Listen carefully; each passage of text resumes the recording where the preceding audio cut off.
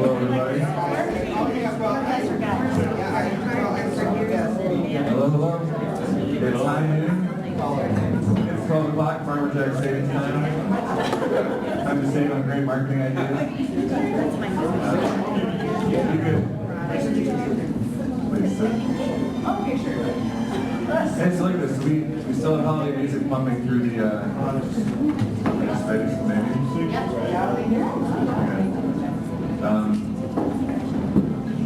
Anyways, so if someone can mention the holiday music is pumping through the, can you mention that thing? We don't mind it really, it's just distracting. Alright, so anyways, welcome to Lunch and Arbor Marketing. My name is Derek. I'm CEO of Genetics Digital Marketing. I'm up here with Stacy, Dollar Bill, digital print house in town. And this is LA2M, complete with holiday music, beautiful bulbs, and lots of nice people. We meet here every week, and I know there's some newcomers here. There's some newcomers up front here. Anyone else new? Any other newcomers? Okay, great. Welcome. Welcome, welcome. Thanks for coming. So we do meet here every Wednesday, except for Christmas, and we actually take off the month of July and August. So the rest of the time we're usually here. We have great speakers, really smart people come out and talk. It's all free. If you want lunch, the lunch menus are on the table. Lunch is $10. That goes straight to Conor O'Neill's. It includes your lunch, your drink, and tip. You're welcome to tip extra if you want.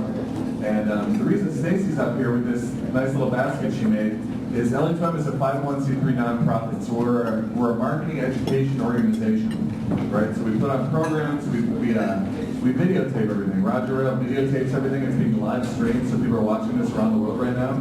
It's being archived on the website, so you can go back and look at an incredible library of materials if you want to learn anything else on different topics.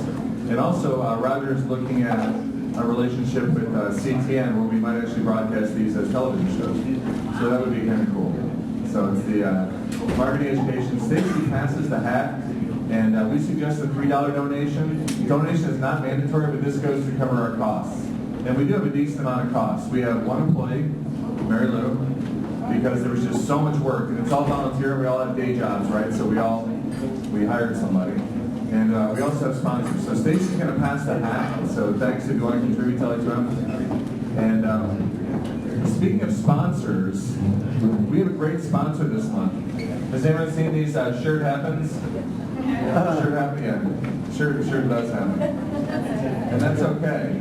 And Heather Feldkamp, who's wearing this Create My Tea, is our sponsor this month. I'm going to let her say a couple words about her organization. Thank you, Derek. Yeah, shirt. Ever happened to you? It happens every day in Ann Arbor and all over the U.S. So what I do is not rocket science, so I can be very brief. We do apparel. We do screen printing, we do embroidery. Yes, we do sweatpants. Yes, we do hoodies. Kind of a lot of the questions I get. And because we do embroidery, we can do bags. Yes, we are headquartered locally. We're in Ann Arbor on State Street out by the airport. The shirts are printed in Michigan. We receive our apparel and the merchandise we print on from One Stop out of Grand Rapids for the most part, unless you need something real custom, because we do soccer jerseys and all kinds of things. So we are giving a discount though for the months of December and January to any of our LA2M friends. So that's why you have business cards. Just email me, call me if you have questions, curiosity, you need something, and you'll get better than the retail rate that you get on our website. We do not have store for us. We are all e-commerce. Check our website out. It's kind of cool. Free instant quotes and all kinds of bells and whistles. So I'm proud to be a sponsor this month, and thank you, everybody. So to be a sponsor, it costs $250, which I think is a great value. You get a little banner on the newsletter that goes out to about 1,800 people in Southeast Michigan. It's a really nice targeted list of marketing types and people like you who come to these events get that newsletter. Plus you get exposure to the programs. So thank you, Heather, for doing that. Last month's sponsor was Bud, and I know he ran a very successful search engine marketing program. Did anyone attend the Eastern Search? Did you guys enjoy it? Yeah, great. Okay, good. Well, thank you, Bud. Hey, thank you. But Bud put on that big program, the Search Engine Marketing Workshop at Eastern. He was also a sponsor for 2 months, so thank you. That's awesome. Our sponsors really help us keep going, right? Plus the hat passing thing.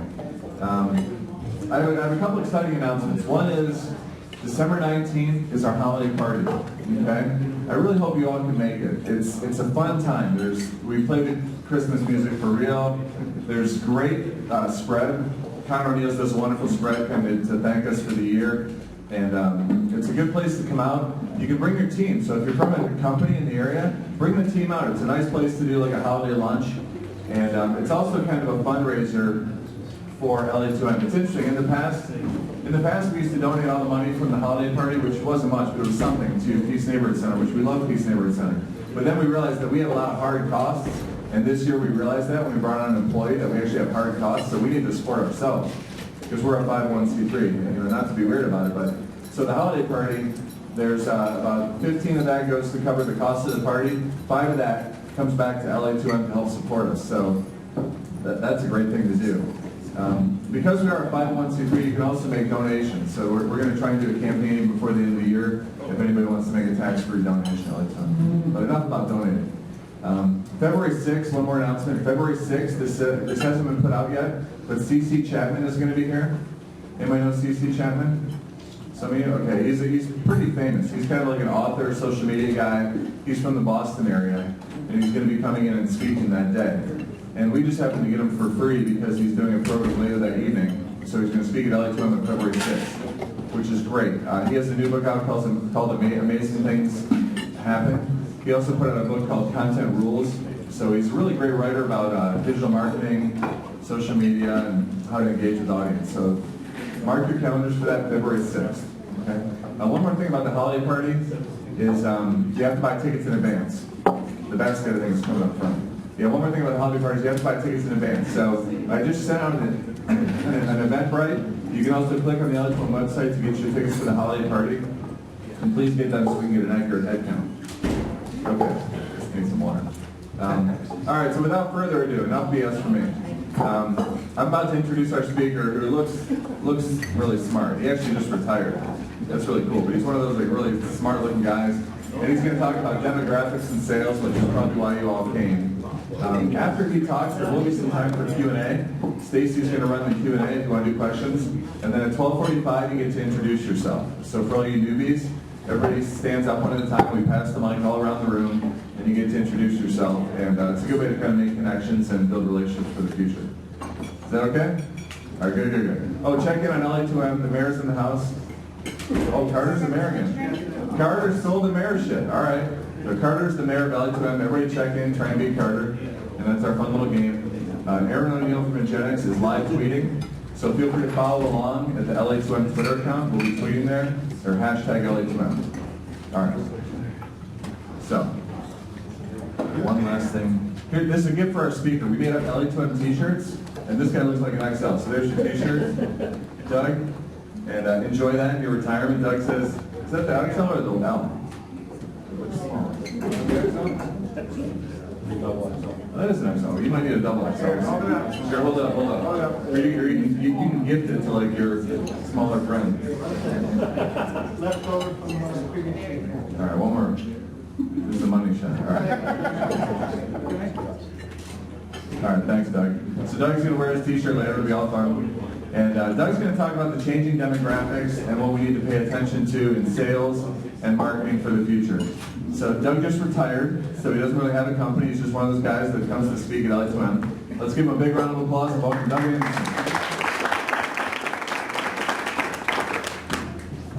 All right, I've got a green light. Do I have volume? Yes. Yeah. Excellent. I'm pretty loud anyway, so it really doesn't need to be amplified all that much. Thank you for coming. It's been really strange if nobody had gotten here. Let us jump into this. We live in one of the most, if not the most diverse country on the planet. We are a nation of ever-increasing diversity. The scope and magnitude of demographic change impacting the United States, and the world at large, is unprecedented in modern times. Demographers, sociologists, and anthropologists all striving to find new ways to think about populations that are in flux in ways we've never seen before. We've never had populations this old. We've never had fertility rates this low. And we've never lived in a time in which demographic change, in and of itself, and all by itself, will adversely impact our economy and the marketplace for consumer products. But that is America in the 21st century. So when I look at what's going on, I talk about 6 broad trends. So what I'm going to do is give a quick look into each one of those, And then we'll talk about how they impact and come together to change the marketplace of the United States and how to think about marketing in the 21st century. So the only thing you really need to look at here is this little gray area down at the bottom. That's the entire more developed world, which grew a little bit over the second half of the 20th century. That growth is pretty much over. We get basically no growth in the more developed world going forward. In fact, a lot of places will get real declines. Places like Japan, Italy, Spain, Germany, loads of countries in Eastern Europe will have fewer people next year, fewer people the year after that, fewer people the decade after that. That's a theme I'll come back to a couple of times. We as marketers are not used to our markets getting smaller. We're used to there being growth, and that growth sort of carrying us along. That's not the world we live in anymore.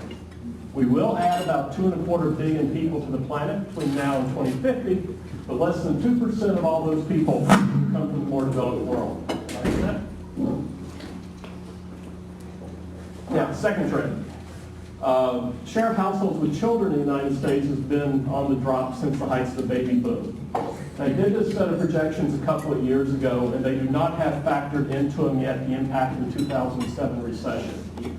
Fertility rates and birth rates have been plummeting since 2007. Once those are fully factored in, we expect that sometime in the mid-out years there, sometime around 15, 20 years from now, we could be down to about 25% of the households in this country with children under the age of 18. This big burgeoning marketplace that drove the development of consumer packaged goods, of automotive, of all these big, huge categories for the last 20 or 30 years will be in the United States at best a niche market. Now, put those two things together. When you have this kind of uneven population growth with lots of growth in the less developed world, you're going to get lots of migration. So we will have record numbers of international migrants for the coming decades. Now think about the demography of who it is that migrates. Well, it's not me who's retired, it's younger people who pick up roots, they go somewhere else, they either bring families with them, or they bring fertility rates with them that are higher than the population they're moving into. So the effect of that is, if you think of the multicultural population in the United States growing like that, if you look at the multicultural population amongst households with children, growing like that. And that's already going on. Multicultural populations accounted for over 90% of household growth in this country over the last decade.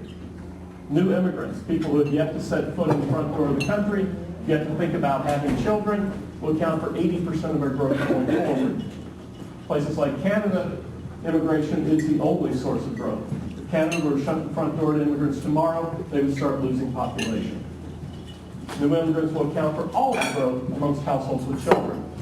So that means that multicultural populations, while growing big across the entire landscape of America, are particularly concentrated in younger consumers and in households with children. So the majority of children being born today are multicultural. All right, so what's the easiest way to say this? All of us in this room will live out the rest of our lives. We'll pass on to whatever it is we believe happens next. The United States will still be getting older. Aging of the population of the United States is not a short-term trend. It's not a medium-term trend. For all practical purposes, it's a permanent trend. Now, this is a set of economic projections that I did several years ago. And my intent in doing these was not to try to estimate when we're going to come out of the recession, not to try to estimate what inflation is going to be like in the future, but to hold those things constant right now and say what will happen to the income distribution in the United States just based on demographic change. And what's going to happen is we're going to see a shift of upper middle and middle class households to the bottom end of the income distribution. We'll see about, whatever it is, 15% growth at the very bottom. We'll see about average growth at the very top, and we'll see a hollowing out of the middle and upper middle classes in the United States, and they will shift more downscale. So as we go forward trying to climb out of the recession, the economy is going to be trying to do it like this, but remember it's got this demographic ball and chain hanging around its ankle over here. It's going to make pulling out even harder than it would normally be. I like that little noise that it makes. I'm not sure what I do that does it, but I like it. Rates of obesity have continued to go up and up and up, and it's a pretty major thing happening. New estimates say that we will be about 44% obese by 2030. That's not overweight, that's obese. You know, we are starting to get an idea of what happens to people if they do the old pound a year after age 40 thing. We're starting to get a pretty good idea of what the health implications are of people who got heavier as they got older. There are a lot of people here in Michigan who work on these issues. If you talk to them, they'll tell you that we don't have any idea what happens to somebody who's been at that weight from when they were 6, 8, 10, 12, 14 years old. The impact of carrying that weight over time is going to be extraordinarily high in terms of our healthcare costs and extraordinarily high in terms of our productivity costs. You can already see life expectancies in particular demographic groups in the United States going down. And that hasn't happened, well, probably ever in the history of the country. But our life expectancies are not going up, they're starting to go down. What are the two colors there? Sorry? What does blue and green mean? 1988 to 94 and 2007, 2008. Sorry, the little legend down there is in the same color as the background, which makes it not very effective. Thanks. Okay, so let's take those 6 trends, put them together, and think about what's going to happen to some key market segments in the United States. I'm going to start by talking about baby boomers. The baby boom is, has been, and will be for some time to come the most important consumer franchise in this country. It's also the most ignored consumer franchise in this country because we as marketers don't talk to older consumers. We don't know how to do it. We don't think it's kind of attractive or interesting, and so we just don't do it at all. Baby boomers, however, still consume and purchase the lion's share of practically anything you want to measure. Automobiles, electronics, technology, consumer packaged goods, clothing. The lion's share of dollars are being purchased by the baby boom. We do not, as marketers, support that purchasing over time. We can't afford to lose those dollars. And I'll show you a couple of examples of what that looks like. One other thing, though, baby boomers have never been particularly organized politically. They've been kind of a diverse group. One thing that might get them to pull together, issues around aging, around health care, around Social Security, around Medicare. You saw some of that in the last elections. They started to come together. The baby boom gets together and votes as a bloc. They will run politics in the United States for decades to come. Between the baby boomers and consumers over the age of 65, talking about nearly 2 out of every 3 people who vote. Okay, now we talk about baby boomers, and you think about baby boomers and whatever it is that you sell, you have to mind the gap. You have to pay attention to how do they consume and purchase versus how do people older than them consume and purchase. And there can be life stage effects, so something that happens to us just by virtue of getting older.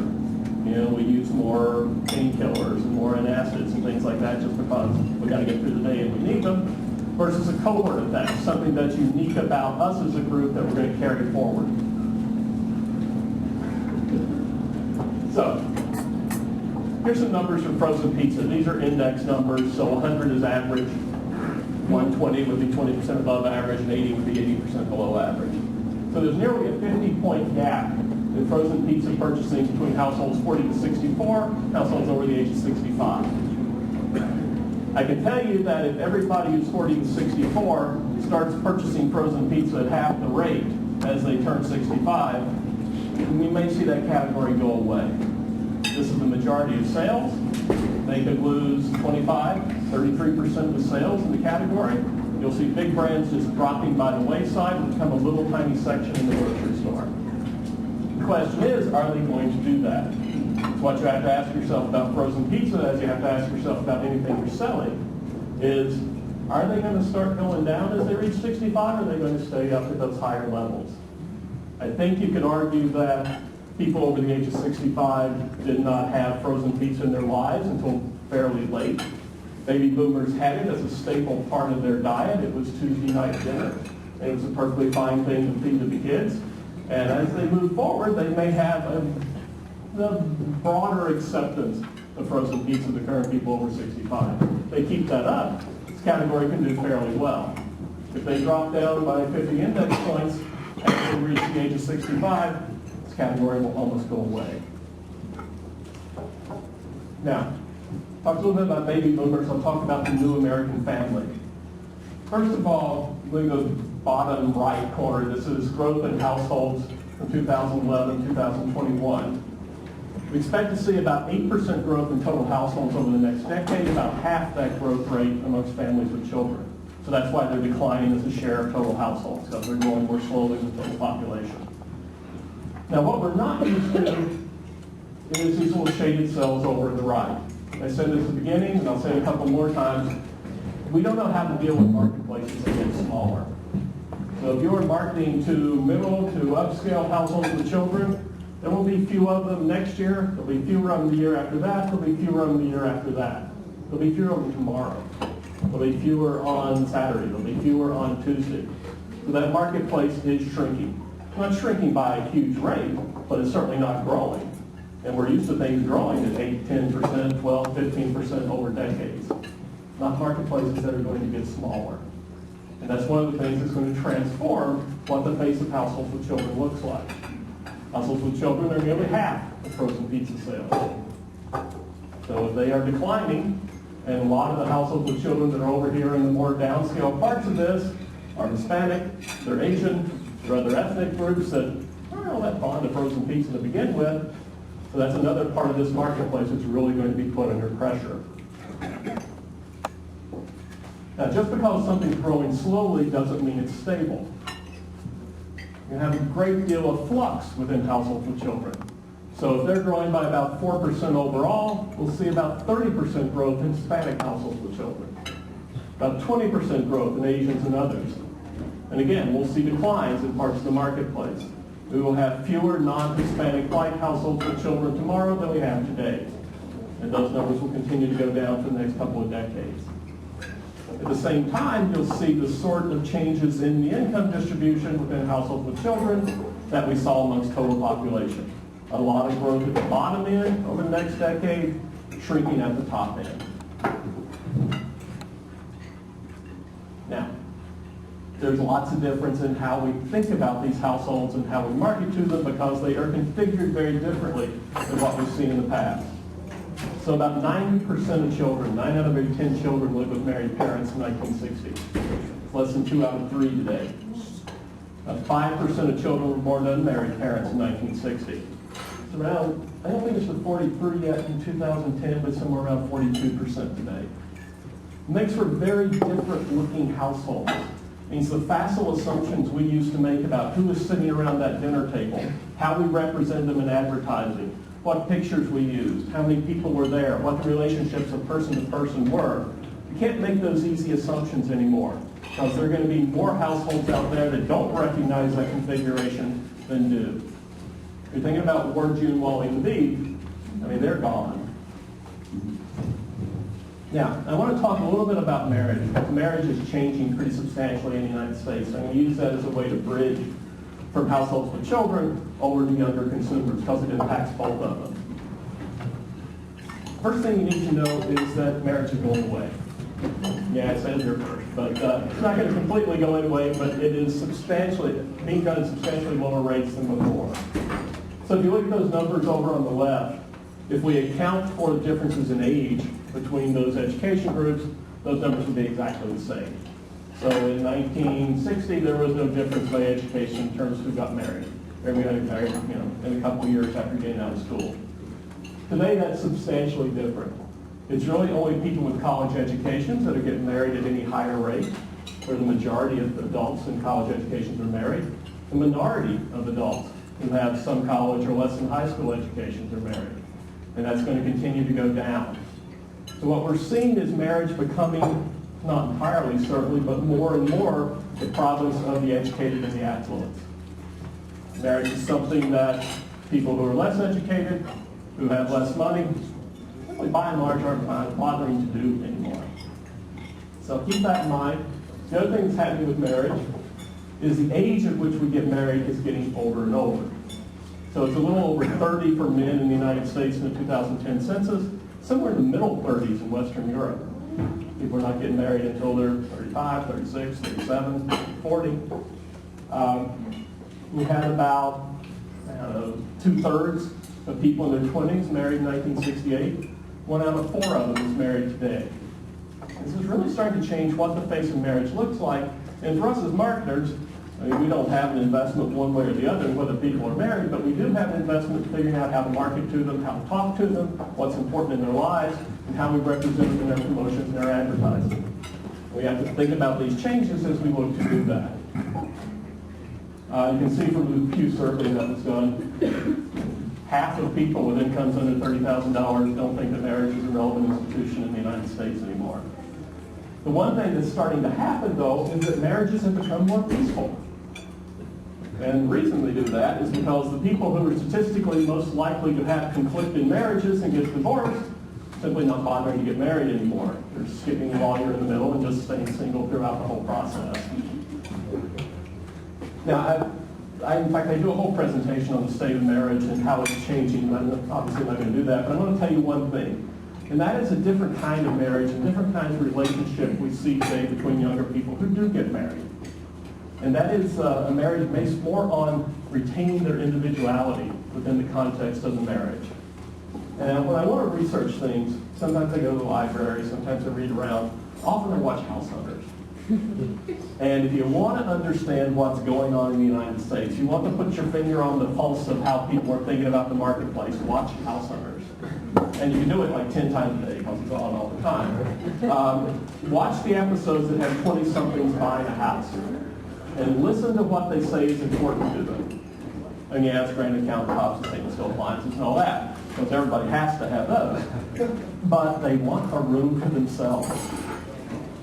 Not just in a Virginia Woolfian kind of woman in a marriage sense, but both partners are looking for a room to themselves that they can do things that they are interested in. Play video games, do scrapbooking, whatever the hell scrapbooking is, I've never understood that. But whatever it is that people do, they're looking for places to do it. The number of shared activities in government surveys that happen between married couples is going down. They're performing individual activities. Just watch 2 20-somethings who are married, out in a movie. What are they doing? They're on their phones talking to other people. They're not talking to each other. They're doing individual activities. And that is certainly one of the things that's changing the face of marriage today. Let's talk a little bit finally about younger people. I'm looking at 21 to 34 here. We call them millennials in a bit. Those don't quite line up, but it'll be okay for the purpose of this. So, little green bars are 21 to 34-year-olds. Blue bars are people over the age of 60. If you market the 21 to 34-year-olds, you're going to get a little bit of growth over the next couple of years. And it's just going to go completely flat for about a decade and a half. Same time, the number of people over the age of 60 is going to grow and grow and grow. And that's what it means for a population age. But it also means that if you're interested in younger consumers in the market segment, same ones you got now, you're going to have in 5 years, and 10 years, and 15 years. You won't have any more. So it's going to be a market segment that's not growing. And we'll talk about the implications of that in just a second. But first, let's just look at how they're doing. They're not doing well. I mean, they are entering the economy in the worst time since the Depression. There is a lot of research from economists that say that if you get a job in this economy, and many of them are not getting jobs, unemployment rates are through the roof amongst 20-year-olds. But if they do get a job, it takes somewhere around 15 to 20 years before you catch up from either the time you missed unemployed or the lower salary that you started at. And so we're going to have a whole generation of people who are going to be lagging behind what prior generations have done economically. And of course, many of these people, they can't get married, they don't get married, they can't find a job, they go back to mom and dad. Some of you may be familiar with this. They are staying single longer, they're much more likely to cohabitate, but one of the implications of that is they're having children later. Of course, one of the implications of that is they'll end up having fewer children, because at some point, you just can't.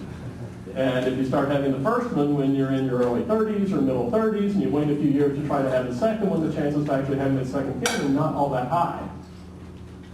What we see in these younger people is much less tied to the notion of creating their own families and their own households, and a much stronger tie to their parents in any generation that's come before. When I was in college, I called my parents once a week. My wife's students at Michigan, they call their parents 2 or 3 times a day. They're texting their parents. They're emailing. No, they don't email. They're texting their parents and talking to their parents over and over again. The period that we think of as adolescence, which for baby boomers and even Generation Xers and those people kind of ended when you were 18, 19, 20, somewhere in there, and you were ready to go out on your own. That period of adolescence is extended out into 22, 23, 24. Very different way these people are looking at the world. It's also the most multicultural generation probably that's ever existed on the planet. Certainly it's ever existed in the United States. They see diversity not as something to fight for or fight against, but they see diversity as this very natural thing. They see diversity as attractive. The incidence of cross-ethnic or cross-racial relationships between younger people is very, very high. And you got to remember that they are living in a very different world. If we're in our 40s, 50s, 60s, and we're looking around our generation, it's 75% non-Hispanic white. They're looking around at their generation, and it's maybe 48% non-Hispanic white. And varying a great deal depending on what their age is and where they are in their lives. Different languages, different cultural sensitivities, new tastes, different flavor profiles. Very, very different consumers you've got to get a handle on. I think it was yesterday or the day before, so right there is the feedback spot. I'll go over here. Yesterday or the day before was the 20th anniversary of text messaging. So you got a substantial number of kids who, if you discount the first 6, 8, 10 years of their lives, have never lived in a world in which they cannot send a text message. And these are not just kids, these are people into their 20s. 80, 90% of them have a cell phone by their bed when they sleep. So it never gets any farther away than that. They communicate differently, they have different attention spans. They're the first generation who has grown up in this kind of post-fact media world, where it's not so much important whether what you say is true, but how loudly you say it. And they have developed strategies and ways of coping with this, and strategies and ways of understanding how to ferret out what they are going to believe is the truth. We don't understand the ways they're doing that, and we start talking to them in different ways, different alternatives, then they're probably not going to understand that very well. Okay, I'm going to give you a couple of things to take away here. How do I say this too? So, demographic change, we like to think of it as something that's going to happen out there somewhere. It's going to happen in the future. And it's kind of interesting to talk about. And when I started doing this kind of work, right after the 2000 census came out, I have a flat spot on my head from beating on the door of corporate America because they've only let me in for, you can come into the national sales meeting and speak for an hour and it'll entertain everybody, and then we won't talk about that anymore.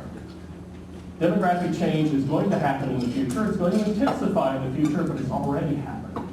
It's happening right now. If you think that you can ignore these kinds of trends and these sort of changes in the marketplace, look at it later, well, you're just wrong. The future is now. Think about household growth going down and down and down and down and down as fertility rates continue to fall. Imagine that little graph. Now imagine plotting practically anything else in the marketplace. Number of new product introductions, number of hours of television programming, amount of music, amount of digital content. Anything else that we're producing is going up and up and up. The effect of that is that competition is going to intensify. More and more products, more and more media, more and more messages, not all that many more consumers. So finding somebody is going to be tougher because there are going to be many more people trying to get that same consumer. For baby boomers, maybe you saw from the frozen pizza example, but we have to sustain sales. We allow the baby boom to fall off the map for our products. Our products are not going to survive. And that's going to be tough. I mean, often I've spoke to consumer packaged goods audiences, it's like Procter and Kraft and those kinds of companies. And I usually ask them, how many of you have ever done a survey of people over the age of 65? You know, the one guy in the back who works on antacid says, I did one once. Nobody else even talks to consumers over the age of 50. They don't survey them, they're not interested in them, don't know how to market to them. But if they don't, that's going to be a problem. You've got to understand for the things you're working on, for the things you're trying to sell, what sort of effect is going to be. Would it be a life stage effect? Would it be a cohort effect? I also have a whole presentation I do on baby boomers, but the two things that you need to know coming out of this, you can't ignore them, and you can't talk down to them. They're the most educated generation of consumers we have ever had. In fact, what we think of as modern marketing was built for and by the baby boom. But they expect to be catered to. They expect to get what they want, when they want it, where they want it, for how much they want to pay. Because we've trained them to be that way. The new American family, if you're not speaking in a multicultural voice, you may as well not be speaking. You're not getting heard. You've got to ferret your way through those different pockets, those different pieces. And you've got to be able to precisely target. Because this is not, there is no such thing as multicultural marketing where you just, have this little rainbow over your ad. You've got to talk specifically to specific consumers about their tastes, their interests, their culture. You can't just do that in a broad way. And certainly non-traditional family relationships are going to be the norm. That's just what it's going to be like. For younger consumers, I stuck this thing about new geographies on there because one of the really interesting things that are happening, because these guys are not getting married, they're staying in urban areas longer. A lot of them move to New York, Chicago, Los Angeles, places like that, but a lot of them are moving to secondary cities. So you see cities like Pittsburgh and Cleveland, and a lot of other sort of mid-tier sized cities growing into urban areas. They haven't grown in decades. And it's because of an influx of younger people who are not getting married, who want to be around more young people, maybe can't afford to live in New York, maybe can't afford to live in Los Angeles, are moving to other cities. And it's starting to kind of change the face of what secondary cities look like. I talked about intensifying competition, but that reaches its highest level of intensity here. Because these are the guys that there are not going to be that many more of. And the number of them is going to be flat. This is where competition is going to get truly crazy. So that's what I had to talk to you about. If you have any questions, I think I'm right on my half hour. I'd be happy to try and answer them. Sure. So you're saying competition is going to get very, it's going to be very tight. What might be the differentiating factor that maintains that customer? Okay, so the question is, competition is going to increase. So what are the winning strategies for keeping those guys around as it does? I think it depends. It obviously depends on the category, depends on what you're selling. But you have got to be more personal, I think, than you've ever been before. If you're talking to baby boomers, you've got to talk to baby boomers. If you're talking to younger consumers in Los Angeles, you've got to talk to them in a particular language in a particular way. So I think it's really about precisely targeting your message and being willing to do the research to understand which of those groups are most important to me, what are they really like, and actually carry out the results of that research. Often we do that research and it just ends up in a binder somewhere on a shelf. It's don't have those anymore. It ends up in a file folder somewhere on a computer. But we don't do it. We've got to be able to have the courage to follow through on the convictions of what the research is telling us. And we've got to be able to personalize. If your target market is baby boomers, and there's such a wide spread, where would you recommend putting your marketing focus? I mean, is it still TV? Is it magazines that are going out of print? Is it social media? Is it websites? Yeah. I mean, obviously, it's going to vary. Did everyone hear the question? It's going to vary a lot about what you're selling and what your budgets are like and what you're going after. But there's a lot of bargains to be had in reaching baby boomers on television. Those programs, and they're the highest rated programs because they're the most of them, are the least expensive things to go out and buy because that's not where competition for the audience is. So whether television is the right answer or not, it's often a very efficient media to reach older consumers. And we think of baby boomers as not being all that adept technically and all that, but their levels of being on Facebook are not much lower than anybody else's. It takes them a little longer, so they're not standing out overnight in line to buy something, but they're ordered it online and will be there next week. So they're not really all that far behind. The same kinds of tools that you have available to you, think of many consumers. Nothing's really out of bounds until you get into the sort of upper 60s. and then things really fall off the cliff in terms of new media.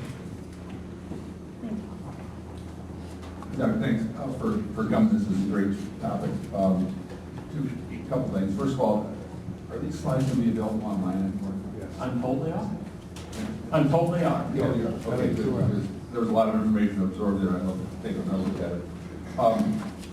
So you talked about the fact that we've got to keep paying attention to baby boomers. I think you're talking strictly North America, Western Europe, but I'm wondering about the manufacturers of the goods who are global are going to focus are they just going to forget about North America and focus their attention on China and India? Are we going to find that there'll be fewer of the new products being introduced to the world are going to be products that are going to be our needs are going to be the needs of somebody in Beijing or someplace? Yeah, I'm talking mostly about the United States here just because I limited this presentation more that way. But obviously growth is happening elsewhere, but it is really a balance between population growth going like this and economic growth kind of going like that. And somewhere there's a happy medium there, those lines don't cross, but somewhere one of them gets high enough where the kind of shift of product introduction, the shift of marketing focus to more less developed world is going to happen. It's not going to happen particularly soon because you just don't have the money there. I mean, if you look at somebody like Unilever who's selling toiletries in India, I mean, the thing they really struggle to do is build small enough product sizes that someone can afford, that they can pay a few cents for and get not a bar of soap, but a little tiny thing of soap. So in the short term, no, it's not going to happen, except in particular industries. So certainly like cell phones, things like that. You know, there's nobody who's going to go out with telephone wires and start to wire Africa. They're going to build cell towers. They're going to skip a whole level of technology. And so things like that are going to happen. Western Europe is way older than the United States already. And it's going to continue to get older, faster, and more. So one of the things marketers can do is look at what's going on in Western Europe as a way to predict what will happen in the United States. So what happened to your brands there? Well, this one did down, this one did okay, this happened. Well, maybe the same thing's going to happen here. So I think the easy answer to your question is, in some categories, in some parts of the marketplace, I think that shift to the less developed world has already happened. For things that cost more, that we can't make small enough sizes of, and it's just difficult to distribute, it's going to take a while longer. Because you really have to build up an infrastructure there to serve that population, not just half of our people. Okay, so this is a question maybe more in the interest of parents than marketers, but there may be a few parents in the room. So I have 3 children at home, all under the age of 10. Bless you, somebody needs to reproduce. Done, sorry. None of them have found jobs either yet, so that's probably not happening anymore. But knowing all this, there are some obvious things that you would do to prepare kids for going out in the world in 15, 20 years, but what would you recommend given this massive wave of dreadful change? Or positive change, however you look at it. All change is positive, it's just no matter where you're standing. I have no idea. I mean, it's, I don't have kids, I don't really know, but I mean, a lot's going to depend on how quickly things turn around. We're probably not in a 5-year recession, we're probably in a lost decade. And that's going to continue to go on for, probably another 5 or 6 years before things start to turn around. There's going to be huge amounts of opportunity because there is going to be a lot more globalization, there's going to be a lot more looking across countries. If you're sending your 10-year-old to the right school to get them into the right college, they got to think internationally. They've got to think in terms of learning other languages. They've got to think about learning other cultures. Because the United States is not necessarily going to be the place they're going to end up, depending on what their career might be. But I think that would be the way to think about it. Okay, one more question. Yes. My question isn't so much marketing, but you sort of touched on it. The United States has been the country where the best and the brightest have always wanted to go to. Is it going to be that way in the future?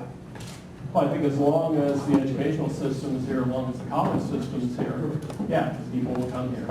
You see lots of colleges trying to put branches in other countries. Yale in Singapore or China, people are starting to do that. A lot of them have shut down because it's been difficult for them to get students and difficult for them to figure out a faculty model. But yeah, people are going to continue to come here at least to get educated. Whether they stay or not, probably not so much. All right, thank you, Doug. Now this is the fun part of LA2M where we go around the room and introduce ourselves. State your name, your company. If you're going to ask for a need, then let us know. Happy to be first.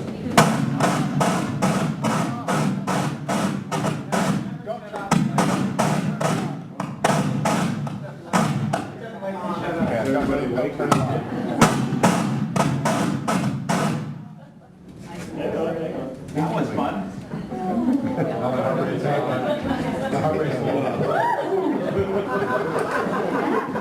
I'm Ryan Savini. I'm with a company called Roll Alloys, which is in Difference, Michigan, and we are a raw material processing solution provider for markets like aerospace, medical, oil and gas, power generation. I'm Beth Bradley. I work with Brian. And part of the reason why we're here is because we are seeing a huge turnover in the type of people who are doing the purchasing and our customers. We see baby boomers retiring and 22-year-olds taking their places, and we are trying to learn how to communicate better with those different groups. Well, you know me, another fall camp, created by T.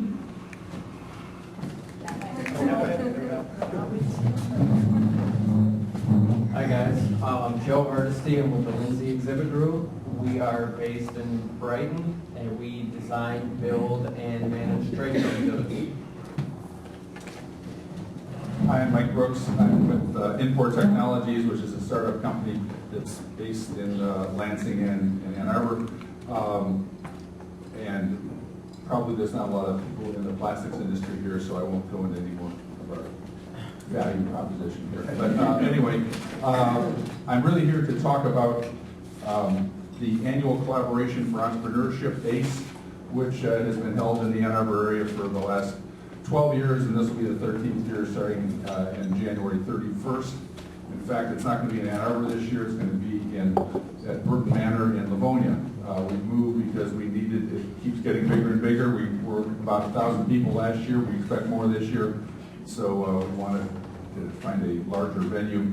And I encourage you all to take a look at our website, which is ace-event.org, or to make it easy, pick up a card from me, and you can learn how to register. It's only $13, and a lot of free food and tons of great educational information and networking, things like that, so plan on coming.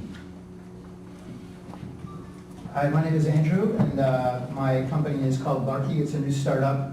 My co-founder over there is Greg, and this is Igor. He's our employee number one, and we're building a mobile. We have built already. We're just about to launch a. Is this working? Yeah. Wasn't sure.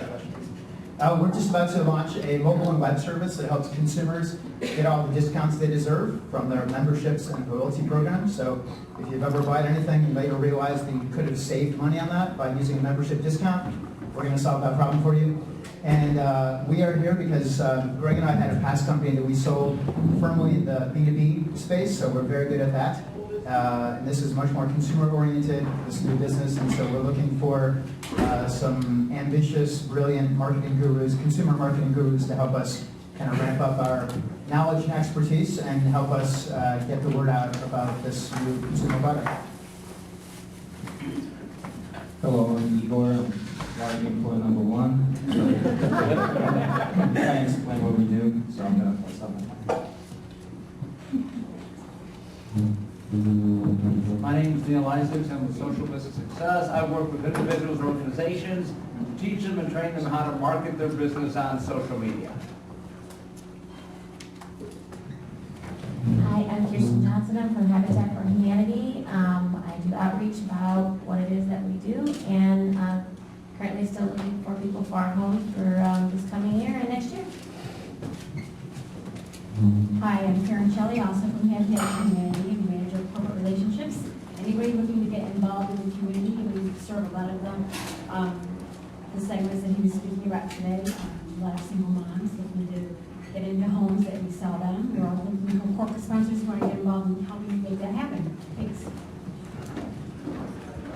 Hi, I'm Bill Lockwood. I sell really high-speed internet connectivity. And I want you to know, Doug, I'm really happy I don't sell frozen pizzas. Hi, I'm Judy Dufort, and I'm the marketing manager for the Betty Brigade. We do relocation, organizing, and event planning. We're based in Ann Arbor. And lately we've been working with more and more seniors, helping them to move within assisted living communities, from one apartment to another, with maybe more assisted living. So I've definitely noticed a trend in that. Good afternoon. I'm Leslie McGraw with Leslie Social Media Marketing and Training. My focus is always social media for small businesses to help them have the same voices with their competitors. And actually, I'm taking new clients right now. And today at 4 o'clock, if you're on Google Plus, not using my business page, just my Leslie McGraw page, I have 10 secrets to share with you.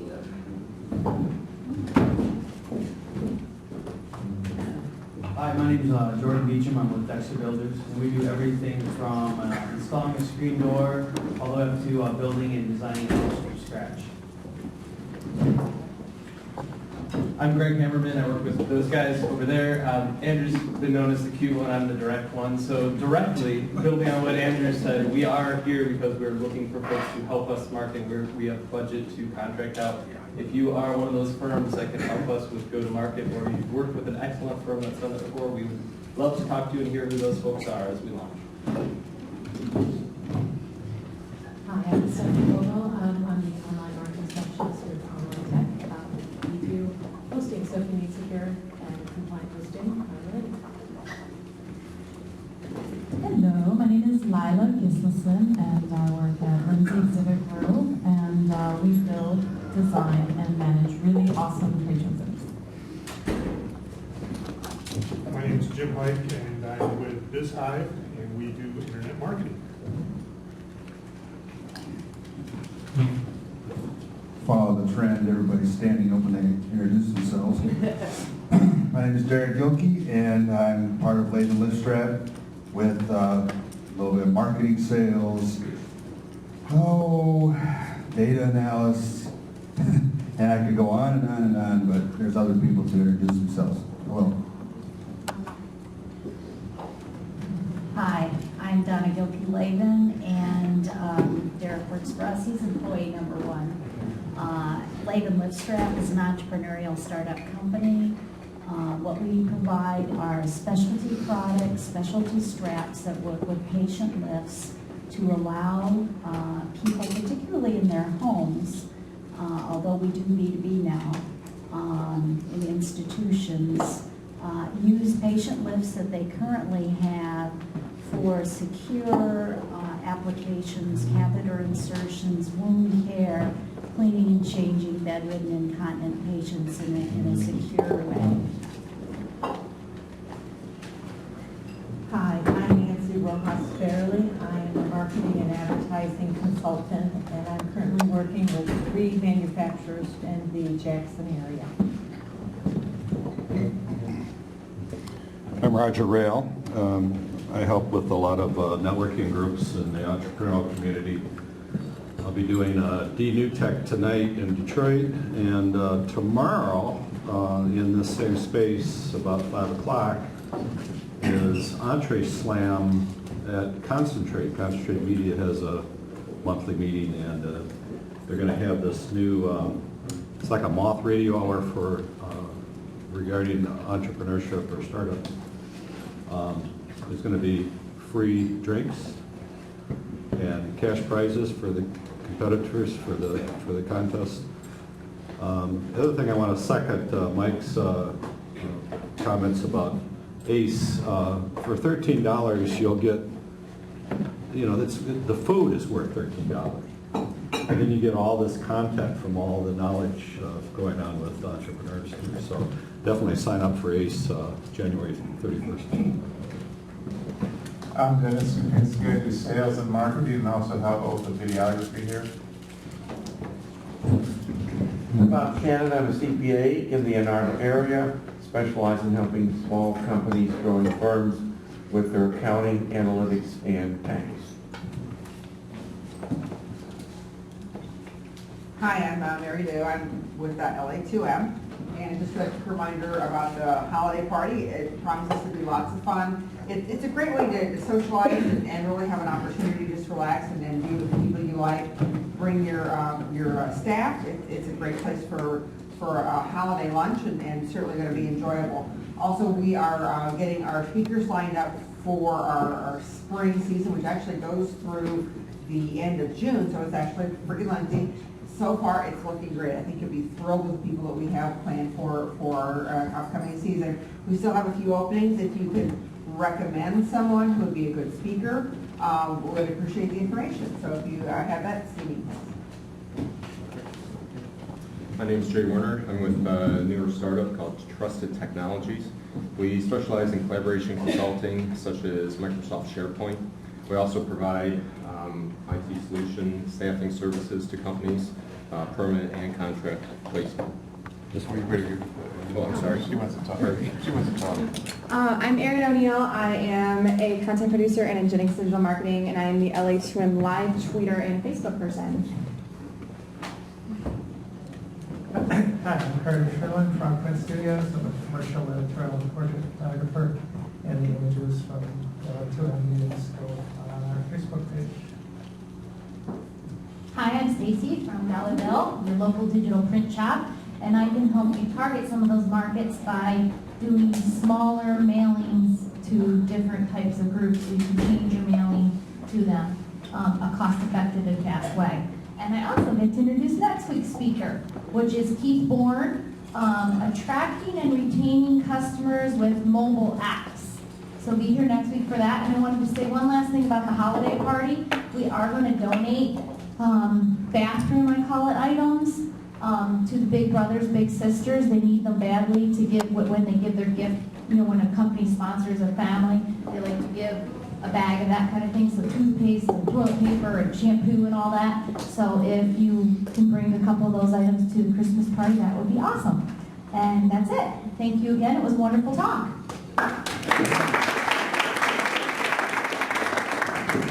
You don't have to thank us for making sure you talk. All right. Thank you. I've been